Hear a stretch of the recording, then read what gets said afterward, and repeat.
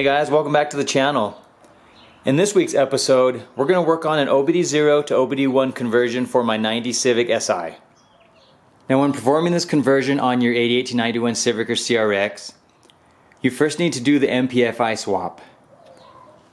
If you're unfamiliar with the MPFI swap, go ahead and click in the upper right corner. I'm going to link you to a series of videos I did where I performed a full DPFI to MPFI conversion on my 1991 Civic DX wagon. Let's go over all the parts you'll need. First off, of course, an ECU. This is a P75. This is for the Integra B18B LS motors. The reason I'm using that is because I already have that B20 in my car. You'll need a set of OBD1 injectors and injector clips.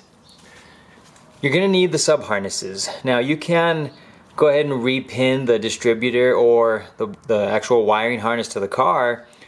This saves you a lot of time and energy, and you can pick up both of these for close to $40 to $50 for the set. These are the distributor harnesses which plug in the OBD0 wiring to the OBD1 distributor. And the same goes for the ECU. This has a sub harness which takes the OBD1 ECU and plugs it into the OBD0 wiring. Plus it also has the extra wires for the additional sensors such as the heated O2 sensor. All the VTEC wires are also included in there as well, so it's very, very convenient to purchase one of those. You're going to need that 4-wire heated O2 sensor. You can find these on most 92, 95 Civics, 94, 97 Integras will have them on them as well. It really doesn't matter the car. I think you can even get these on some of the early 90s Accords that are OBD1. You're going to need a distributor. I am trying out a distributor off of eBay. It's for an Integra LS OBD1 as well. Got it for only about $55. Then of course some heat shrink, some solder, whatever tools you need. Your soldering iron, some extra wiring, and that's essentially it. You can use some loom if you want to clean up your wiring harness when you're done, depending on how it looks. But those are the essentials when performing this OBD1 conversion. Okay, now when starting, you can essentially start wherever you feel like. If you want to knock the distributor and the wiring harness out really quickly, that's a very easy install. Same with plugging the ECU in and then having the existing wires ready. Or if you want to start with the injectors as well, it's entirely up to you which order you'd like to start in. I think maybe the hardest part of this entire install is going to be removing the fuel rail, getting that off, putting the new injectors in, and then wiring up the new injector plugs.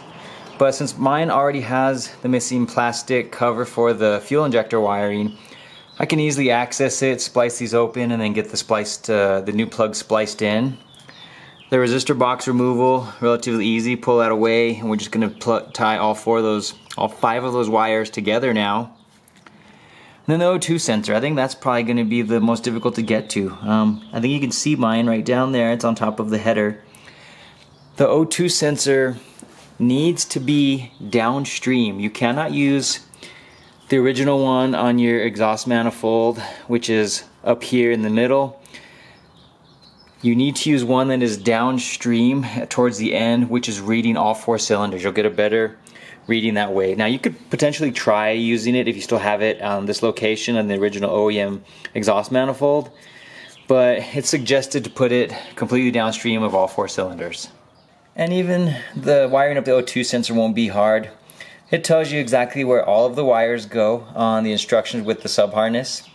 I was at the junkyard one day and I ended up scooping up the clip which plugs into the 4-wire O2 sensor. That way I'm going to run my sub harness to this, and then I can just go ahead and swap this out whenever I need to and change O2 sensors if I need to do so in the future. So if that's something you're able to get, it would be smart to go ahead and find some sort of connector. It doesn't have to necessarily be the stock one, because you can always cut this and put a different kind of connector in here, but I think that'll make the job a lot cleaner and a lot easier for installing or taking it apart. And before starting any of this work, go ahead and disconnect your battery, since we are messing with some of the electronics and pulling apart some of the wiring. I'm going to start with the distributor first on my conversion. Go ahead and disconnect both connections. Make sure you know your spark plug order. on this B20B using the PR4. 1, 2, 3, 4. 1 being the closest to the timing belt, 4 being the farthest away. And then remove all 3 bolts. You have 1 on top, there's 1 down here on the side, and the reverse one, I don't know if you can see it, but it's right there where my finger's pointing to. So remove all 3 of those and we can get the distributor removed. And once it's removed, it makes it very easy to get to the wiring. So just go ahead and plug in your sub harness. This is where convenience / time and energy come into mind when spending the $20 for this sub harness, because this harness plugs into your OBD0 wiring, and now it will now plug directly into the distributor. So go ahead and get your new distributor put back on, plug in all the wiring, and we'll plug in the spark plug wires. Okay, and the distributor's finished. Wires are all plugged in, all 3 bolts are reinstalled, spark plug wires are back into position. Once I get the car running again, I will set the ignition timing. I'm moving on to the resistor box next, and you're going to have a 10mm bolt right here. Go ahead and remove that so we can get the resistor box free. Now once it's free, let's get the wiring pulled away from the resistor box. So there's 2 little clips holding it on to the small bracket, and they're on this side. The green one, you see right here, you push this piece down, and then we can slide the green clip away. And then the white one, you got to go to the reverse side. Hope I still have it on camera. Yes, I do. It's the same thing, but this one is on the opposite side. You're gonna slide it away from the little metal bracket. Just put your screwdriver in there, and then a lot of times you can just slide right off. So now we have the wires free, and we want to get the resistor box disconnected. So lastly, right here on the inside little green clip, you need to lift the plug, and then you could slide it off. Let me get the screwdriver in there. Now we got the resistor box free, and we will no longer be using this. Now this is what we wanted to get to, was the resistor box wiring. If you look on eBay, maybe on some other sites, they'll be selling a little plug which looks similar to this. This is not the actual plug, this is just a wiring I cut off of a different sensor which plugs into it. But it looks like this, and they just have all 5 wires soldered together with some sort of connection at the end. That's essentially what we're doing, but it's entirely up to you what you want to do with this clip. If you just want to cut it and then solder all the wires together, you can do so. If you want to retain the original clip on this original wiring harness, it might be smarter to do something like this. That way, if you sell this, say you want to upgrade the wiring harness in the future, get a tucked harness or something that's built for you already, you'll be able to sell this for a little bit more money and easier if it already has the original clip on here still. So that's what I'm going to do, just so I can retain as much of the original harness as possible. So what you need to do, all these wires, I'm going to splice them, tie them all together. I'm going to make it shorter, of course. Then I'm just going to solder all 5 of these wires together. Then you will plug it in, and you are done at the resistor box. There's no longer anything we need to do there. So, but that's your choice. You decide what you want to do with that. I did this because I want to keep the functionality of the original harness. Okay, now here I just wired up all the wires together and soldered it. Now I'm going to put some heat shrink over it, and we'll plug it in, and we're ready to go. And then go ahead and plug that in, and let's move on to the ECU. Getting to the ECU is fairly easy. Usually, like this car, it's missing the 2 little plastic covers which go right here, so I can easily pull the carpet away from there. But you may need to pry out the bottom one, and the top one should be a bolt if you need to get those removed. And then we just need to pull the carpet back a little bit, and this will get us right to the ECU. And then remove the 4 10mm nuts. One right here, second one right there, third one, fourth one. And once that's out of the way, you have access to your ECU. So just go ahead and pull that down, and let's get it disconnected. You have 3 connectors, And all you really need to do, it's really not difficult removing an ECU, is you're gonna push down on this connector and then pull it away, and all three of them have little push clips on top. And in case you've never seen or you're not familiar, the top one are the OBD0 plugs, and the bottom one is the OBD1 plugs. And here's a look at the harness. Obviously, the male ends of the plug are going to plug into the OBD1 ECU. The female ends are where the wiring harness from the car plug into here. And then you have this small sub harness which attaches to the also included harness, which has all this extra wiring. Now, you don't need to feed all of the wiring into the engine bay. That's unnecessary. It just depends on your engine setup. Like, I don't have anything for the VTEC solenoid or the knock sensor, so I won't be using that wiring. So I'm going to loom those together, maybe put a zip tie around it and just keep those nice and neat under the dash. But we'll look at the instructions and figure out which ones we need to use for the O2 sensor. And I believe that's pretty much it on my particular conversion. See, in here, let me show you. It's going to tell you exactly where each wire goes. Blue goes to the O2 black wire. It's the O2 sensor heater. White, it's the O2 sensor signal, which is the white wire on the O2 sensor itself. Like the violet and gray, I'm not going to use VTEC solenoid and pressure switch. Green, IABs if you're using a GSR or H22. Knock sensor as well, VTEC motors. And then red or pink goes to the O2 black wire. And also the black or brown goes to the O2 green wire. So I'm only going to use those 4 wires, it looks like. The blue, the white. I can use either the red or pink. I'm probably going to use the red and the black just to wire up the 4-wire O2 sensor. And it shows you right here. You see how the colors on there? We got the green. There's a white and 2 blacks. Those are the 4 that we're using. But the connector is a little different in colors, so make sure you pay attention to where those go to when you are matching those up. Other than that, it's pretty straightforward and pretty simple. And another thing that's cool is that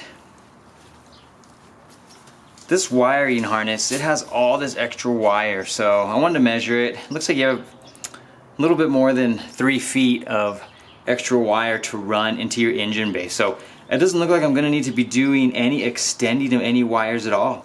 I'm going to run the 4 into the engine bay that I need. I'm going to splice them up to that. I'm going to actually put them through first because it's going to be difficult to push the wires through if that connector piece is on. So I'm going to push the 4 through that I need, wire them up to my connector, and that'll have the O2 sensor wiring complete. Another thing I wanted to check also was the wire orientation color. We have 2 different 4-wire heated O2 sensors. They were purchased from a junkyard. I believe this one was off a 92, 93 Prelude. This one was off of the Integra that I got my ECU from, the injectors and the injector clips. Now, do they work? I don't know, we're gonna find out, but I wanted to see if the wiring was the same, and it is. With the clips in the same orientation, you have green top, you got the white on the top right, green top left, and the 2 black on the bottom. I was reading online that aftermarket O2 sensors may have different color wiring, so just kind of pay attention to that if you do end up doing this conversion and your O2 sensor wiring doesn't have like the original green, white, and 2 blacks. So now what I'm going to do, I'm going to feed the little O2 sensor wiring through the firewall, and I'm only going to do the 4 wires that I need, which are the blue, white, the red, and black. I'm not going to cut or shorten them. I'm going to leave them with as much length as possible, and I'm just going to splice them to the connector without soldering it, just in case it's wrong, in case it's incorrect. What if the wiring's not 100% on this particular sub harness? I don't want to solder it and have it be final, so I'm going to feed those through first, and then I'll put the ECU in last because I have a little area cut out of that firewall, that mat, which helps with the noise. So I have a little hole in there already going through for my oil pressure switch. So I'm going to feed the 4 wires through there, and then we'll go ahead and plug this in to the sub harness, plug in the ECU, and will leave the excessive slack just dangling there. And here's a quick tip on getting the wires through the firewall. I just pushed a clothes hanger through. I took the wires I needed, I taped them to it. Now I'll just be able to pull it through and get all those wires fed into the engine bay very easily. Okay, I went ahead and plugged in my O2 sensor to the clip. I have the wires fed through to the firewall. I'm going to tighten them all together, tape them up so they don't touch each other. And those are going to be ready for when we start the car. I'm not going to solder them yet. I will pull them back out and resolder them once I verify it's reading correctly for the O2 sensor. Okay, and here I have those ready to test out. O2 sensor's hooked up. The corresponding wires go to the correct ones on the clip and the sensor. So now I can just drop it in, disconnect it, spin the old one loose, spin the new one on, and then reconnect it. That one's ready for startup. And now I'll go ahead and plug in all the harnesses. ECU to sub-harness to chassis wiring harness, and also that small harness for the O2 sensor. I'm going to leave it hanging out here just in case I encounter any problems and I need to research it. So let's move on to the injector wiring next. And now to get the injector clips removed, what you need to do is get a pick of some sort, maybe a flathead. You pry both these clips to the side, and then you can slide off all the injector clips. Do that to all 4 of those. And once the injector clips are removed, we now need to get to the fuel rail. I'm going to remove the clip for the intake air temperature sensor. I think it might just give me a little more room. You might want to remove the return line, but I don't think you need to because there's still enough slack where I can lift it up. The reason being, we need to get the injectors out. Let's work on getting the injectors in first, put the fuel rail back on, then we can solder up the clips last.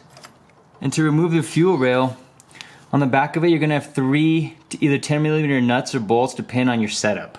It's going to be one right there. You'll see one on this side.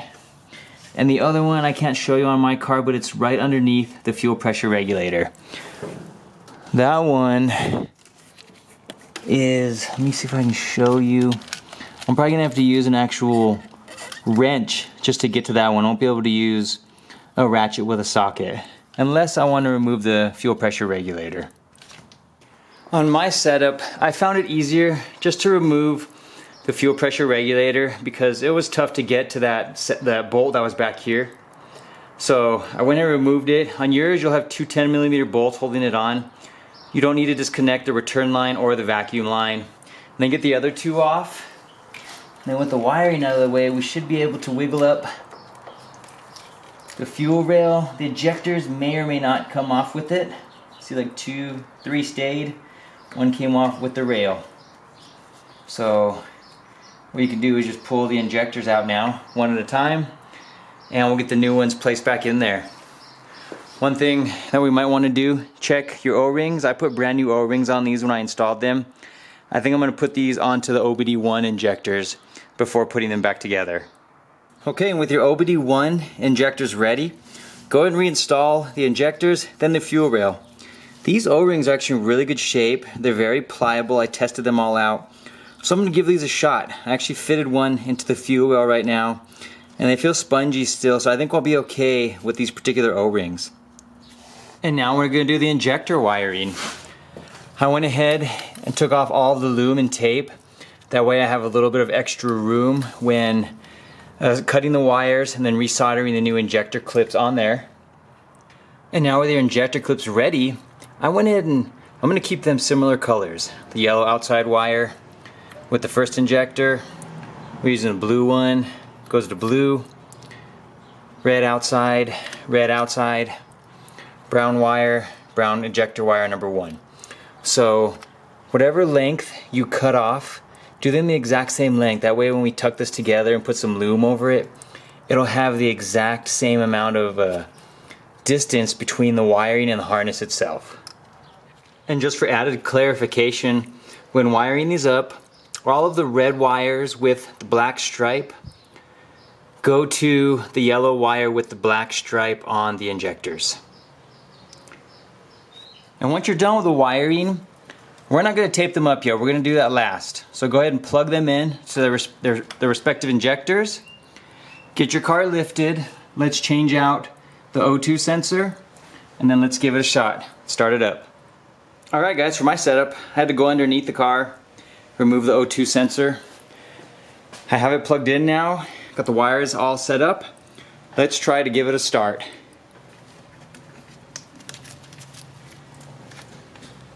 Okay, so injector number 2 is leaking. I'm gonna need to pull off the fuel rail real quick. I don't need to take the wires off. Pull off the fuel rail and I'm gonna change that O-ring. Okay, I fixed my fuel leak. Mine ended up not being the injector, it was the O-ring from the fuel pressure regulator. I squeezed it and I must have crimped it so it was shooting right out there. I replaced it and there's no more leaks. Okay, so go ahead and reconnect your battery. And let's see if we can get this car started.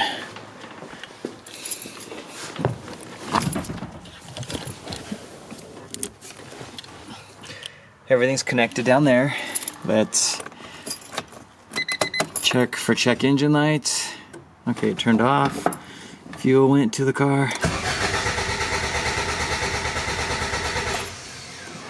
Okay, so I'm getting a check engine light. Let's see what that's for. Okay, and so now that we've got the check engine light, you can no longer look at the OBD0 ECUs which have the little LED. That's what normally flashes showing you what the codes are. Since we have the OBD1 ECU on with the sub harness, underneath your dash, all the cars will have this. You're gonna need this little blue service connector. We need to get both of those pieces touching one another. So get yourself a paper clip, bend it into a little loop like this, and go ahead and insert it into both of the pins on this service connector. And that will be just like that. Just go ahead and put that in there, and then on your dash,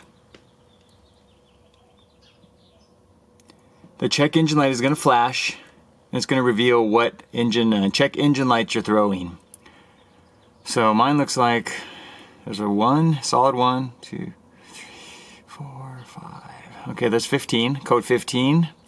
Let's see if there's any others. Code 1. Okay, it's gonna repeat itself over and over if you've never checked your check engine light before. If there's more than one, it'll flash different times, but one solid followed by 5 quick blinks is a code 15. Code 15 is ICM, ignition control module. I've had that issue before on a different car. And usually that is inside the distributor. But the distributor is brand new, so I'm having a hard time believing that it's that. And from my past experiences, I've noticed it to be an ECU issue sometimes. So I have a spare OBD1 P75 ECU. Let's plug that one in real quick and see if we can get a different result. I went ahead and disconnected the battery for 30 seconds just to reset any ECU codes. And now with the other ECU plugged in, let's try this another time and see if this is what the issue was.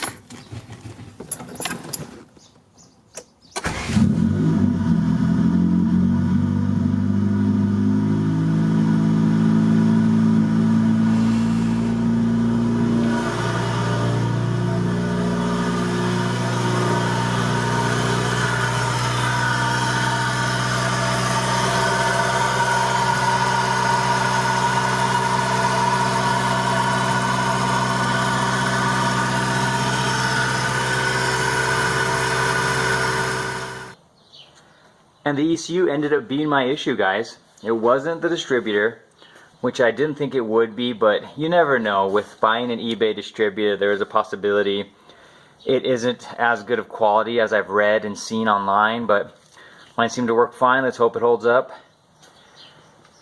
Now what you can do, go ahead and loom up your wiring for the injectors. I'm going to finish off my O2 sensor wiring. Then I'm going to try to get the plate reattached underneath with the ECU and clean up some of the wiring just to get it all put back together. And then just for ease of reinstalling the OBD0 parts, all you'd have to do would be go ahead and put the injector resistor box back in. You could actually use these injector clips now with the OBD1 injectors.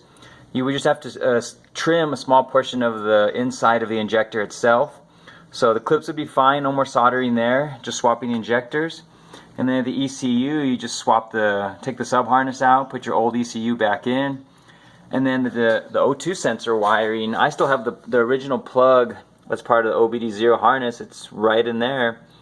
I could just plug the old O2 sensor back in and it could easily go back to OBD0 if you needed to. And that would only be for an instance such as what I did recently with this car, how I swapped everything from the 90DX over to this 90SI. And here I got the wiring taped up. And for the ECU, it'll fit, it just won't fit on the original mounting positions. So I just kind of have it sitting in here. And then I was able to get the cover on and have all the bolt holes sticking out. So now I can go ahead and tighten them. And then just the extra wiring, it's gonna have a little bump there, but I have it tucked underneath there so it'll fit perfectly. So I'm just gonna tighten it up and that'll be it, guys. And a really important step when completing this conversion, you're gonna need to reset the ignition timing. And in the upper right corner, I'm gonna link a really good video explained by Eric the Car Guy on how to reset the ignition timing on these particular motors. But I hope you guys liked the video. I hope I made it in-depth and easy enough to get it complete on any of your cars. And thanks for watching, guys. I always appreciate the support, and we'll see you guys next time.